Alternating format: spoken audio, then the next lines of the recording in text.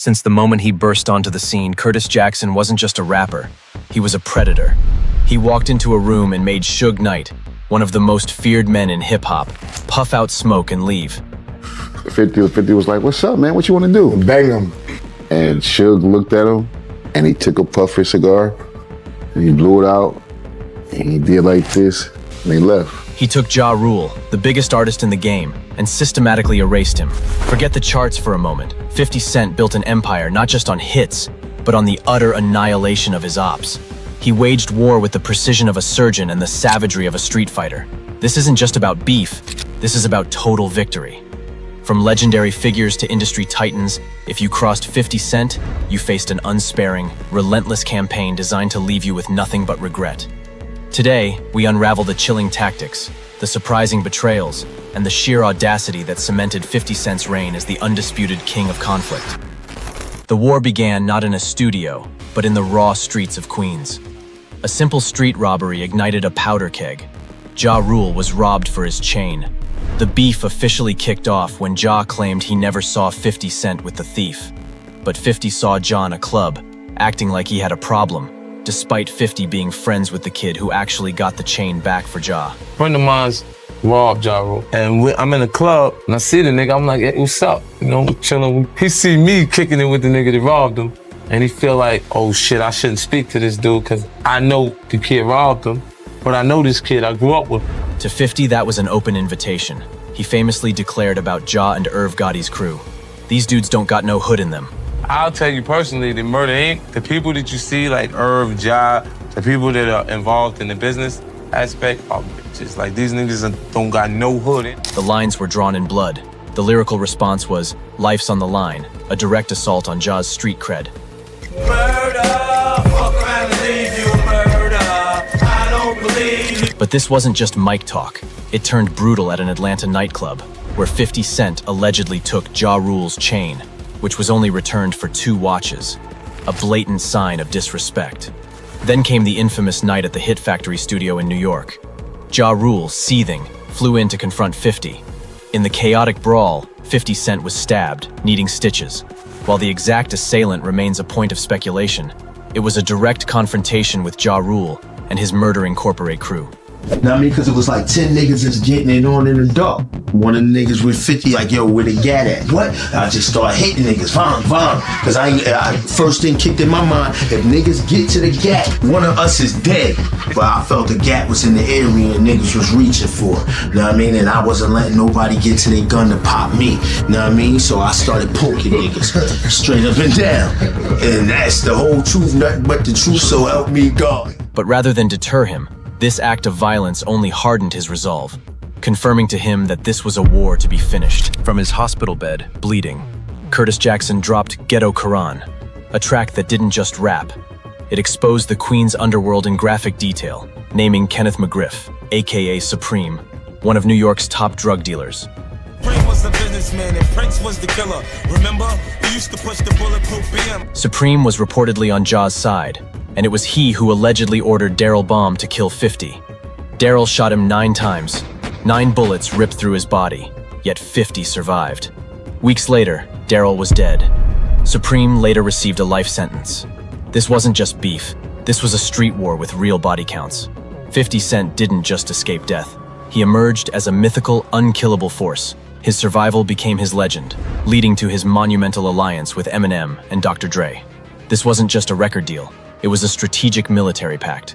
This was exemplified during the In Da Club video shoot. Suge Knight, the notorious Death Row Records CEO, showed up with his intimidating entourage, trying to assert dominance. Amidst the tension and fear that swept the set, 50 Cent remained utterly unfazed, his gaze unwavering. Suge, unable to shake him, eventually just puffed out smoke and left. It was like, "Suge's outside! Suge's outside!" Everybody like, "Shoo." It was running, dropping shit. Shoo. Like, man, everybody going, "Pow." I'm in front of the camera like this. A testament to 50's inherent intimidation factor. While Murder Incorporated battled a crippling federal investigation, 50 Cent gained unprecedented firepower. The ultimate turning point, the fatal error that sealed Ja Rule's fate? Ja Rule's unforgivable diss directly targeting Eminem's daughter, Haley. "Your mother's a crackhead and Kim is a known slut, So what's Haley gonna be when she grows up? Your mother's a crackhead and Kim is a known slut, so what's Haley gonna be when she grows up? That wasn't just a mistake. It was the green light for total annihilation. What followed was a merciless smear campaign. 50, G-Unit, and the Shady Machine didn't just out-rap Ja Rule. They leveraged radio skits, web outlets, and unrelenting mockery to systematically dismantle his public image. 50 weaponized the very concept of wanksta against Ja. The brutal reality for Ja Rule: we didn't have a label as a home anymore. It was easy for him to get people to turn on us. Us, as far as we didn't have a label as a home anymore.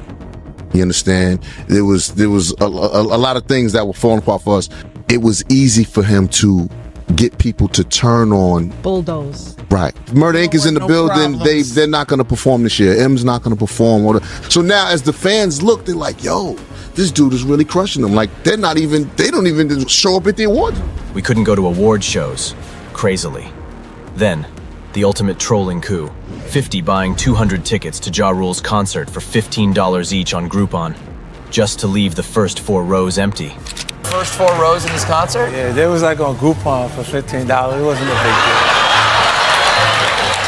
When you come and there ain't nobody in the front seats, you gotta still perform like everybody's here. It wasn't just trolling. It was a symbolic decapitation, a public execution of a career.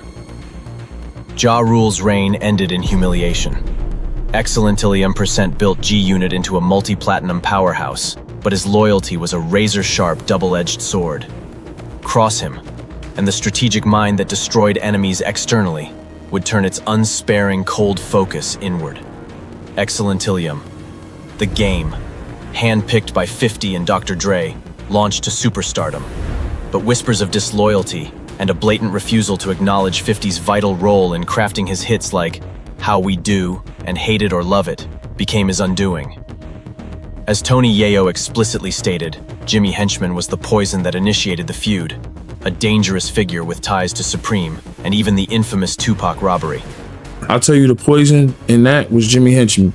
Do you think that was Jimmy Henchman never liked Chris Lighty.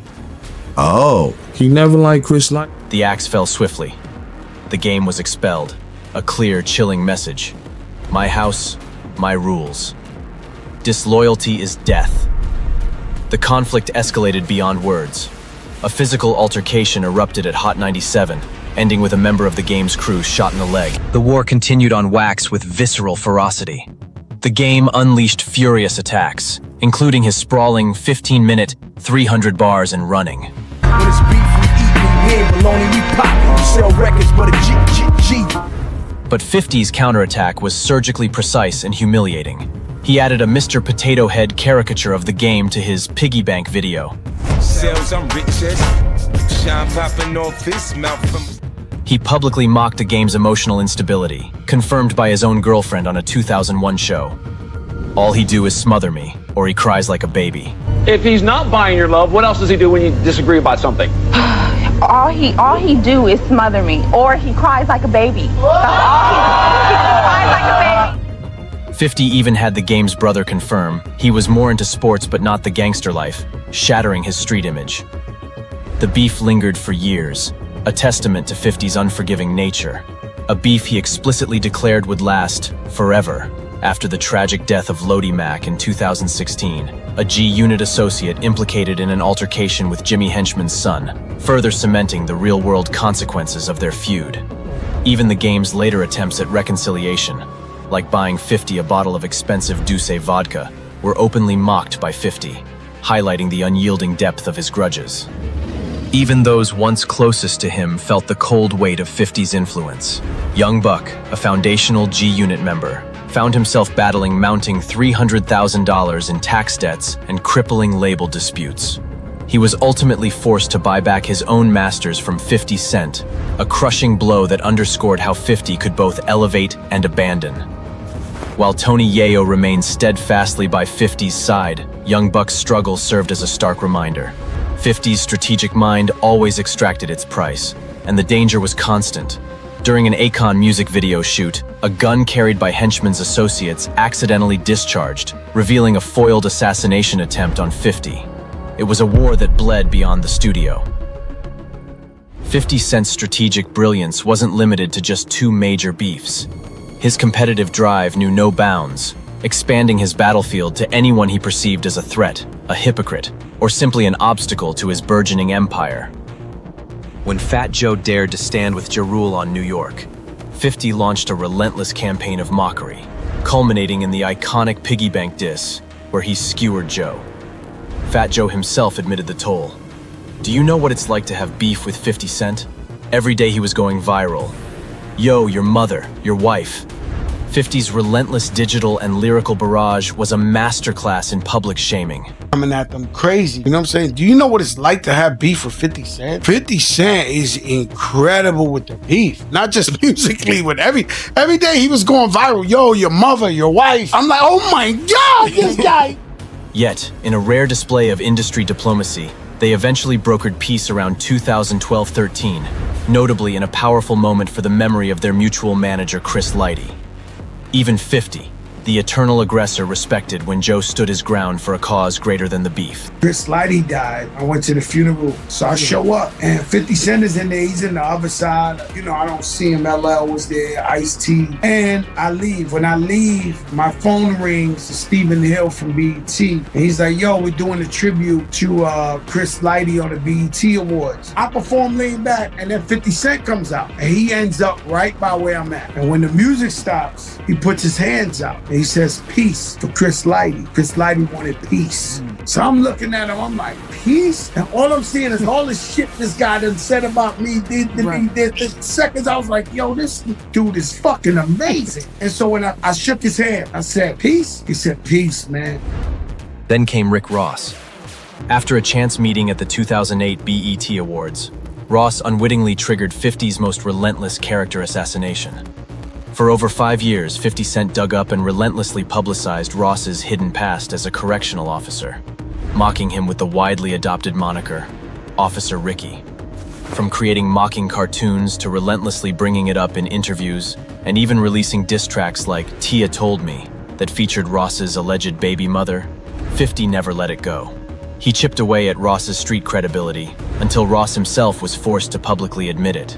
A chilling masterclass in exposing the Achilles heel and weaponizing truth, proving that the truth itself could be 50's most potent weapon. But perhaps 50's most provocative and iconoclastic campaign was waged against Puff Daddy. Long before anyone else dared speak it aloud, 50 began subtly, then explicitly, accusing Diddy of involvement in the notorious B.I.G.'s death. He famously rapped, "Who shot Biggie Smalls? We don't get him, they gonna kill us all. Man, Puffy know who hit that dude." For years, 50 was dismissed as the crazy guy, a hater, even by industry peers.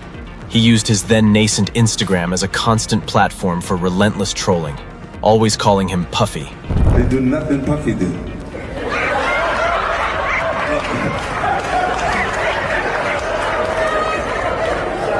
Yeah, no, it was just so excitement. There's so much excitement that there was no reason for me to put something in our drink. I need you to remember.